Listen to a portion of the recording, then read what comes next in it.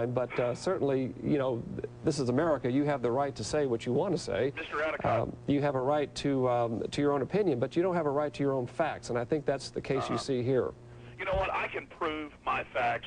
We have members of Congress who are concerned about this. We have Republican and Democratic, liberal and conservative top lawyers across the country saying this country's going into martial law. Bob Woodward last year was in San Antonio and said he thinks we're going into a dictatorship. That was in the front of the newspaper. I'm not the only one that's worried about this. By the way, the borders are still wide open, but the American people are being harassed and controlled. We have the federal documents. And by the way, Adicott, if you want to come debate me for an hour, I'll be on the radio on KLBJ today for 2 hours. What are you doing? We are talking with Alex Jones from Infowars.com about the changes here in America, and he believes we're changing into a police state. And also joining me is Dr. Jeff Adicott. He is our expert on terrorism law, and we thank you both for joining us. We're kind of continuing our conversation. Alex, you've got some films out there. You go to protests and you complain we're gearing up for this police state because you say cops are swarming the streets with guns. These are huge protests like the one we just saw you in New York during the Republican National Convention. Of course, there's some increased police presence in New York after it being attacked, but do you honestly think that we're getting to a place in time where nobody's going to have any freedom to do what they actually want to do? Yes, people are being arrested coast to coast for peacefully protesting or demonstrating. New York has banned independent news cameras on the streets. Some of my cameramen have now been arrested and told that they're terrorists for having video cameras all over the place. We have neocons, a top neocon in the Philadelphia News said we need another 9/11 so they can get their bigger police state out. That's been a big national controversy the last few days. Alex, let's talk about that because, and Jeff, maybe you can Sure. add some to this. We haven't had another 9/11, and is it perhaps because of the fact that we've taken some of the precautions that Mr. Jones is talking about that he does not like? Well, you got to look at it from the representative democracy. All three branches of our government have become very involved in this war on terror.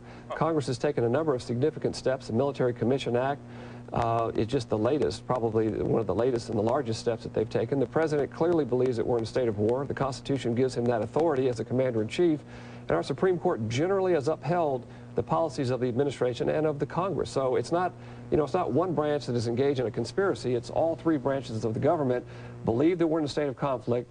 They have the obligation to protect the American people, and they're moving forward in a judicious manner. Have there been missteps? Yeah, I'm sure there have. Whenever I brought up the fact that Congress has asked to see PDD 51 and the classified sections and has been told no. Well, that's your word, and I don't have enough information to say whether your word is true on that or not. I don't really know you, and I haven't got, you know, I don't know. Mr. Jones, I have to admit that I don't like the fact that they look through my liquids when I'm getting on a plane, and I think we've been at the state of, I think it's been on an orange alert since 9/11. I haven't really ever seen it green or otherwise. Are you thinking that this point that we're reaching is going to make America not America anymore? Well, yeah, let me just... Yes, we're seeing the fall of the Republic, the death of the Republic. Right here in front of me, here's the Oregonian. White House denies Congressman's request to see continuity of government plans. That was July 23rd. Since then, the entire committee and the chairman, these are the guys that go into the bubble. But I don't know if I want everybody knowing what we're doing behind the scenes anyway. The executive, just like when somebody burned the Reichstag, Hitler had to not let the Reichstag know what was going on anymore. Mr. Adicott, I want to ask you a question because this is important. Well, make it quick because we've got to wrap this up. Okay, I will. Do you support the John Yoo and the Attorney General's memos that said that they could torture children with pliers? Yeah, your rendition of that is totally fallacious, and obviously we need much more time to talk about the issue of torture.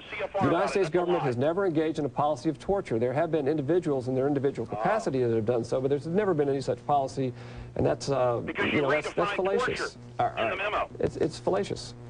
I want to thank you, Mr. Jones, for joining us by phone. PrisonPlan.com is the website. We're losing our republic. We've got to fight these enemies that have taken over our military and our government. We've got to defend the republic. We thank you for your time, Mr. Jones, and thank you, Jeff, for being here with us. All right, there's a bold new program going into effect in Boston, raising a lot of eyebrows, mine included. See my eyebrow going up? Police call it Safe Homes, and it allows officers to enter a person's home and search their kids' bedrooms for guns, all without a warrant. Parents are free to turn down these searches, assuming they understand that clearly. Critics say this is a violation of the Constitution, but the Boston Police Department says, hey, we're just trying to make our streets safer. We're not really trying to arrest people. Yeah. Our legal panel here now, law professor at Pepperdine University out in beautiful California, Matthew Rosengart, and former Westchester County prosecutor and Fox News legal analyst, Janine Pirro, joins us. All right, you know, Matthew, it's the lawyer in me, but boy, knocking on a door without probable cause and reasonable suspicion and, you know, intimidating people, just the mere presence of 3 cops at your door is intimidating. I mean, this is unconstitutional, isn't it? Well, I think there's a good chance that it is going to be found to be unconstitutional. I mean, even any layman, anybody who watches Law and Order or any show knows 2 things. One is they have a right not to speak with the police under Miranda, and 2, they have a 4th Amendment right to be free from unreasonable searches and seizures. This program is clearly an effort to end-run the Constitution, and even if the police play by the book and try to get consent for a search, because there are circumstances, of course, where warrants are not necessary, it's clear that this is ripe for abuse. People will undoubtedly be intimidated. You have 3 policemen or FBI agents show up at your door. It takes a lot of moxie to say, no, you can't come in. Yeah, but they've got a right, they've got a say, and Janine, I guess if a parent... The average person in the street needs a concealed weapon. I don't get it. They say it's their right under the Constitution. Well, they're wrong about that. I mean, we know that that's not true. The nurse that's coming home late at night on a dark street is not allowed to protect herself in this state. I think that's absolutely dreadful. My cold, dead hands.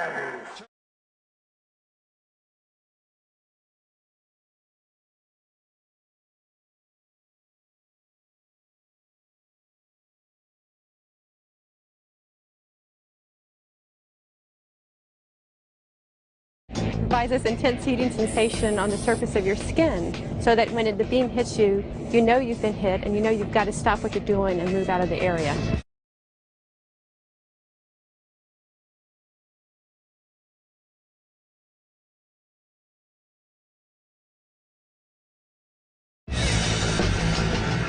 What's more, the ADS has tremendous range. Its target can be more than 500 yards away. This takes you well out of the range of Molotov cocktails and small handguns. With the active denial system, you can disrupt, delay, and defuse any hostile situation without the use of deadly force. It all sounds great, but what does this rather harmless-looking weapon actually do? Does it really have the power to neutralize a threat? Only one way to find out. Time for me to be a target. Now, anybody who's ever worked on this thing has had to actually go inside the little box there. It is now my turn to see. The only thing I'm hoping for is I don't run out of here like a little sissy. Like some of the other people I've seen. ADS has a 2-man crew. They use cameras to lock onto their target. In this case, it's me in their sights. Here we go. Diagnostics. On my mark. Mark. Copy. 5, 4, 3, 2, 1. It's amazing. I didn't hear anything. I didn't see it. It comes out of nowhere. It's shocking, and it feels like an intense sunburn. Definitely very, very hot. Very, very hot. Tell you what, you can definitely feel underneath the skin. You can feel the intensity of it burning through you. It starts off a little bit slow, a little gradual, then it builds right up. The skin is a little tingly right now, but I could definitely feel it right through. Operator diagnostics. On my mark. Mark.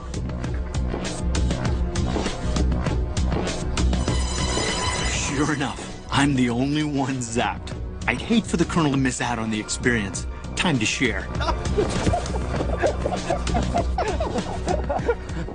I just want to share. I want to give. I want to help people out. And I figured it was only fair if I shared it. So. Well, I appreciate that. I appreciate that. I will tell you that I've been shot about now 11 times. And I know the feeling, and I appreciate you helping me out again on that.